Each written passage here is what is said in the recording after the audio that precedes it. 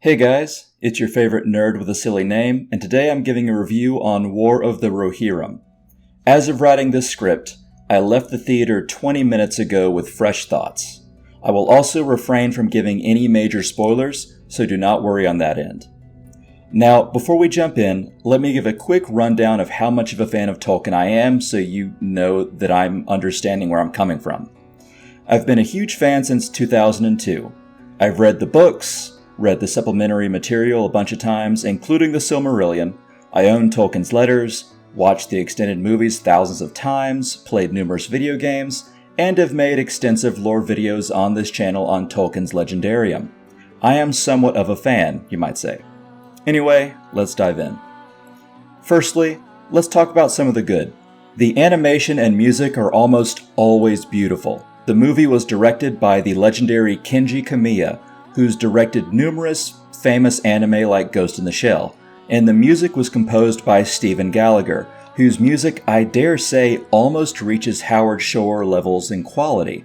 I've been waiting for this movie since its announcement in 2021, as I am a huge proponent of animation becoming a more widely used medium in entertainment, as I think it is more versatile and visceral than live action, and considering Rohan is my favorite nation in Middle-earth, I've been following this very closely. Now, the movie itself follows Hedda, the daughter of Helm Hammerhand, who is caught up in a war between her father's house and the loyal lords of Rohan, and the Westmarch Dunlendings and those traitors who follow them. In the original story, Helm's daughter is mentioned in, I'd say, 2 lines, and is left nameless, as it is only a historical account of the war itself and not a full-length story.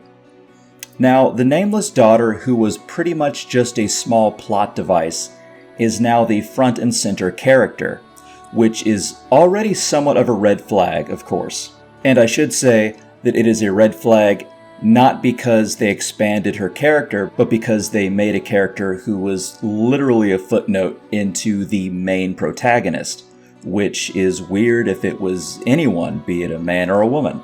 That's just, it's hard to write around that. Now, we need to tackle the Oliphant in the room real quick. I am not someone that likes to talk about culture war bullshit, generally. I think it's a losing game either way. Whether you're anti-woke or pro-woke, I think people are merely puppets on the string of corporate media wanting people to fight so their work gets more publicity. And while that is true, I am also aware that halfway through the creation of this movie, 2 new writers were added to the cast. Most notably the main writer's daughter. And the movie that was originally about Helm was sliced up while Hera was inserted. And unfortunately, you can see the scenes and the plot twists that were shoved into the movie to make it about femininity, like a cluster of black olives in a bowl of vanilla ice cream.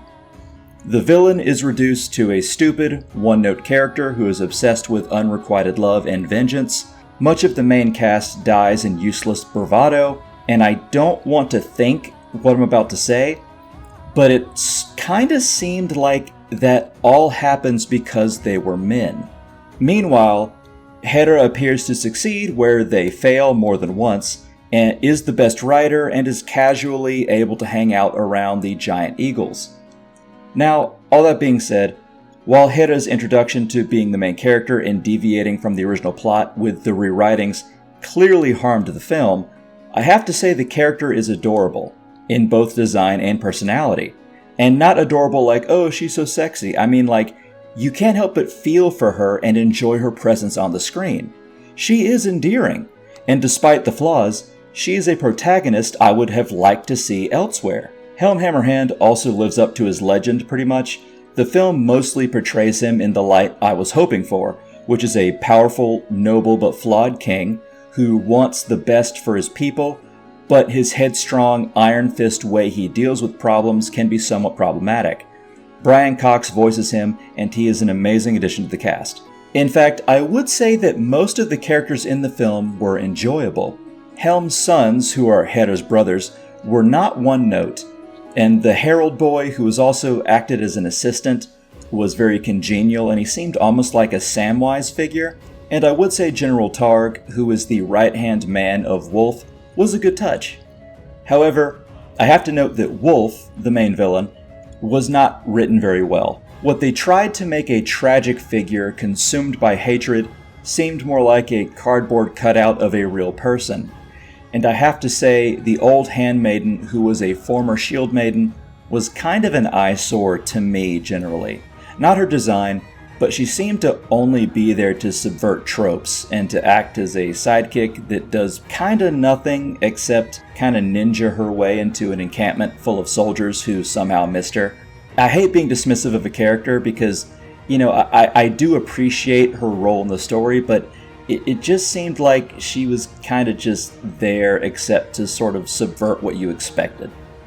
Now, the film somewhat deviates from the plot in certain scenes, of course, but that is expected in an adaptation. The main way we can determine if that is good or bad is if the changes are or are not necessary, and it appears that both occurred during the film. Some were necessary, I think, and others kinda weren't. And whilst they did come out of the gate and tell us that this was an adaptation of Peter Jackson's Lord of the Rings and not Tolkien's original work, there were some callbacks that seemed somewhat odd to the movies. You see, in Jackson's trilogy of Lord of the Rings, various characters spoke using lines from the books, and while sometimes they gave the lines to characters who did not originally say it, it mostly worked in context.